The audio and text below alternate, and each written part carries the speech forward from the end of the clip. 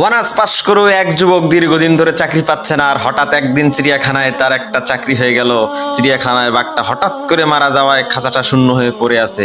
কর্তৃপক্ষ বলল, তুমি যদি খাঁচার ভেতরে একটা বাঘের পোশাক পরে বাঘের মতো করে যদি তুমি গর্জন দিতে পারো তাহলে মাসে 8,000 টাকা পাবে। বেকার ছেলেটা তাতেই রাজি। রোজ চিড়িয়াখানায় সেই খোলার আগেই সেই বাঘের পোশাক পরে খাঁচার মধ্যে ঢুকে পড়ে। দর্শক এলে তাদেরকে তর্জন গর্জন করে নানা কায়দা কৌশল দেখিয়ে ভীষণ আনন্দ দেয়।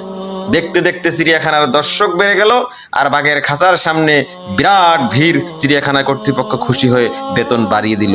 ভালোই চলছিল দিন। হঠাৎ একদিন হলো বিপত্তি। বাঘের খাঁচার পাশেই ছিল সিংহের খাঁচা।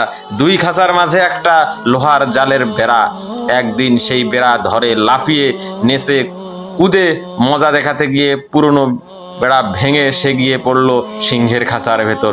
এখন কি হবে? পৈতৃক প্রাণটা বুঝি আজ সিংহের হাতেই গেল। ভয়ে জবু থবু খেয়ে খাঁচার এক কোণে বসে দোয়া দরুদ পড়তে লাগলো সেই বেচারা। সেদিকে সিংহটাও কিছুক্ষণ চুপ করে বসে থেকে ধীরে ধীরে উঠে দাঁড়ালো। তারপর আস্তে আস্তে এগিয়ে আসতে লাগলো আর দিকে, এবং ভয় তো তার প্রায় হার্টবিট সব বন্ধ হওয়ার জোগাড় দিয়েছে। এদিকে সিংহটা একেবারে কাছে এসেছে এবং প্রাণের মায়া ছেড়ে দিয়ে ছেলেটা যখন কালেমা পড়তে শুরু করলো, ঠিক তখনই সিংহটা বলে উঠলো, ভাই এত ভয় পাবে না, আমিও অনার্স পাশ করা একজন বেকার ছেলে।